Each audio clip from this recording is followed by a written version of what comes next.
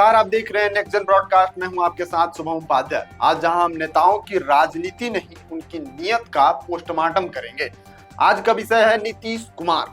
जी हां, वही नीतीश कुमार जो महिलाओं के खिलाफ बड़ी बड़ी योजना लाते हैं और महिलाओं के खिलाफ तो ना जाने क्या क्या बोल जाते हैं। नीतीश कुमार का महिला संवाद। जी हाँ, वही मुख्यमंत्री जो कभी महिलाओं को पढ़ने लिखने से ज्यादा बच्चे पैदा करने की सलाह देते थे, अब अचानक संवाद की बात करने रहे। मानो सदियों की समझदारी अचानक सुबह उठकर जाग गई हो। राजनीति में इसे कहते हैं बिना मेकअप के मेकओवर, और इस मेकओवर की टाइमिंग भी बहुत ही कमाल है। चुनाव सिर पर है, कुर्सी हिल रही है और महिला वोट बैंक खिसक रहा है। ऐसे में महिला संवाद नहीं, एक नया वोट बैंक का संवाद है, जहां महिलाओं की वोट को साधने की कोशिश की जा रही है। जी हाँ, बिहार के मुख्यमंत्री नीतीश कुमार आज से महिला संवाद की अभियान की शुरुआत करने जा रहे हैं। मकसद बताया जा रहा है महिलाओं से सीधा संवाद, उनकी बात सुनना, उनके अधिकारों के लिए काम करना। लेकिन सवाल ये उठता है, ये बातचीत अब क्यों? आखिर में महिलाओं से इतनी क्या जरूरत हो गई कि अब मुख्यमंत्री नीतीश कुमार खुद घूम घूम के कार्यक्रम करेंगे जिसमें महिलाओं से सीधे बातचीत करेंगे? और क्या सच में ये बातचीत है या फिर एक राजनीतिक संबोधन जिसमें महिला मतदाता को वोट बैंक में तब्दील करने की कवायद तेजी हो गई है? आपको याद दिला दे, ये वही नीतीश कुमार हैं जिन्होंने विधानसभा में महिलाओं की आबादी पर बोलते हुए कहा था कि औरतें ज्यादा पढ़ लिख जाएंगी तो शादी कौन करेगा, और फिर ठहाके लगाने लगे थे मानो विधानसभा नहीं किसी चाय की दुकान पर मजाक चल रहा हो। अब वही मुख्यमंत्री महिला सशक्तिकरण की बात कर रहे हैं। सोचने वाली तो बात है कि एक मुख्यमंत्री जब विधानसभा में जाता है तो महिलाओं के खिलाफ, महिलाओं पर इतनी अभद्र टिप्पणी करता है, और वही मुख्यमंत्री जब आज से 5 महीने बाद चुनाव होने हैं तो महिला की बात कर रहा है, महिला से बातचीत करने जा रहा है, उनके दरवाजे तक जा रहा है, कार्यक्रम कर रहा है। और अगर आप सोच रहे हैं कि बस बातों तक सीमित है तो जरा वो वीडियो देखिए जो सोशल मीडिया पर काफी वायरल हो रही है, जिसमें मुख्यमंत्री महिलाओं के साथ मंच पर अनुचित व्यवहार करते दिखाई दे रहे हैं। कैमरा ऑन था, जनता सब देख रही थी, पर शायद खुद को राजा समझ बैठे थे नीतीश बाबू, और महिलाओं के साथ पता नहीं मंच पर सम्मानित करने के बहाने महिलाओं को कहां कहां टच कर रहे थे।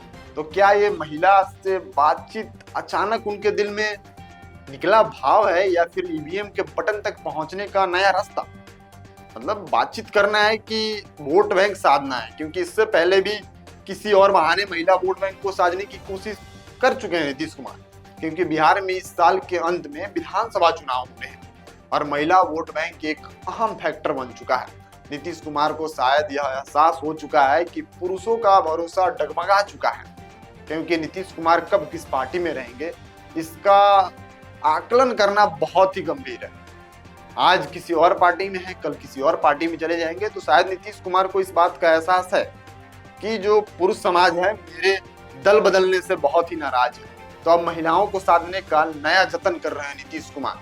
कभी शराबबंदी, कभी साइकिल योजना, इन योजनाओं के पीछे महिलाओं को साधने की कोशिश पहले भी दिख चुकी है। लेकिन अब जब कुर्सी खिसकती दिख रही है तो एक बार फिर महिला मतदाताओं को भावनात्मक तरीके से जोड़ने की प्रयास शुरू हो गई है।